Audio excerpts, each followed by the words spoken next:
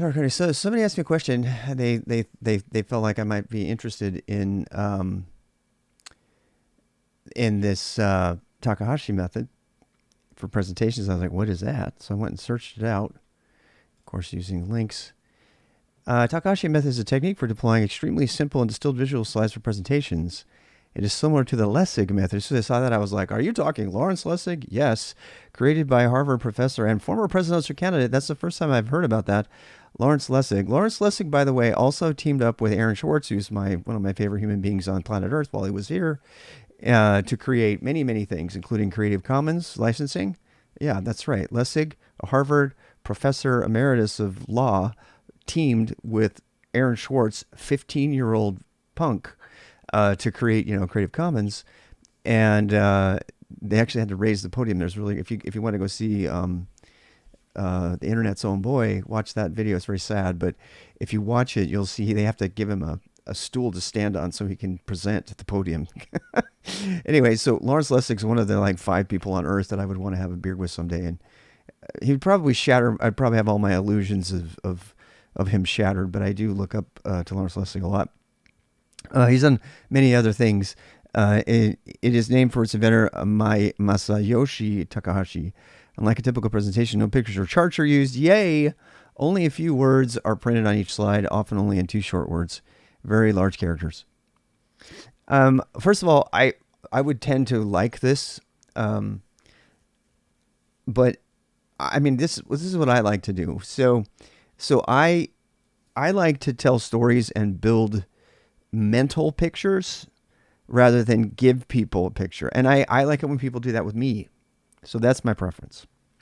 So I tend to agree less is more. I prefer to have a presenter build an image for me in my head through stories and descriptions.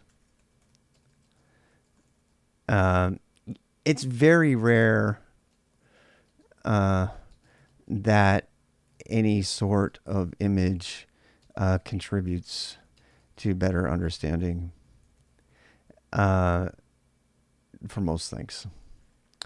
So, I mean, that's, okay, so let me give you an example of this. So the people who do mnemonic competitions, the people who like compete with each other with memory management, they usually like memorize pi and stuff like that. I've talked about this before, but what they do is they create a story in their brain, and they through that story they put a number in some really weird, gaudy, visually sticky way, and they put that in their brain, and then they have this huge long narrative that they remember, and that's how they remember the numbers out to like 120, 200 characters, because they just play and you can see them actually when they're doing a thing. Some of them they can get right away, but the rest of them, and in order for them to practice the memorization, they just replay the story in their head all the time. That's their practice. Yeah. So their practice is they replay their story in their head. So they keep elaborating on the story every time they go through the story. And our brains are designed to store stories. That's what we love. Humans love stories. We love narratives. So if you put a story in your brain and you burn those neural pathways, it's going to stick more. I mean, I can't even remember, I'm just starting to think right now, of any presentation where sitting in the audience made it stick. Now, I remember a presentation I gave where I deliberately used this and I put really silly, crazy cartoons. One was of a caveman, and I don't remember what it was related to, but I remember the caveman. I have no idea what it was for. So, but I put a big old caveman image on one of my slides. I still can't tell you what the slide was, but I remember the caveman. So this is my biggest against this kind of thing. The more flash you put on something, the less memorable it is. It just is. And not to mention, okay, so this also applies for, I mean, that's kind of a different question, but cursors, gaudy cursors. So I have a 2-line cursor, right?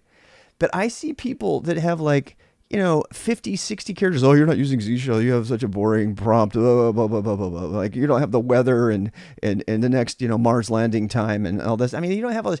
You know what? It's scientifically proven that a simpler prompt helps you be more efficient. And I need to find the reference for that. I have that in my ZAD somewhere. I'll have to go find it. But I read a study because I was trying to decide whether to promote big prompts or not. Now, when I do need to see what branch I'm on again. So that's the thing you need to have. But so, people put random things in there and people say, why don't you have line numbers? I said, because I don't need it. Like, but I'm like, I don't need line numbers. But I like minimalism, right? If I need a line number, I know where to get it. Does anybody know where to get it, by the way? Let me give you a little test here. Why don't I need line numbers on the screen? Why are line numbers redundant on the screen? Now, relative line numbers, if you know how to use Vim and you go to line numbers, that's fine.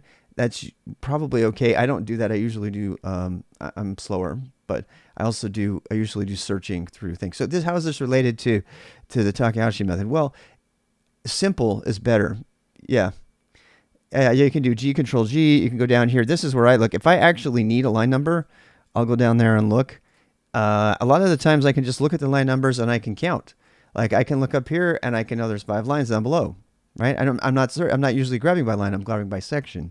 So you'll see me do this too. You'll see me put blank lines between things because it makes it easier to read and it makes it easier to cut and paste when I'm moving stuff around. All of these things are related to simplify, minimize. They call it no distractions mode, right? Well, why would you want distraction mode at all? So I guess I'm a fan of the Takahashi method without knowing it.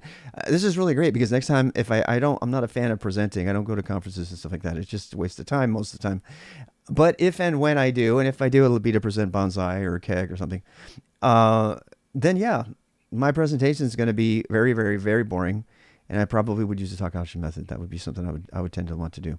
So that's cool. Thank you for showing me about that. I did not know.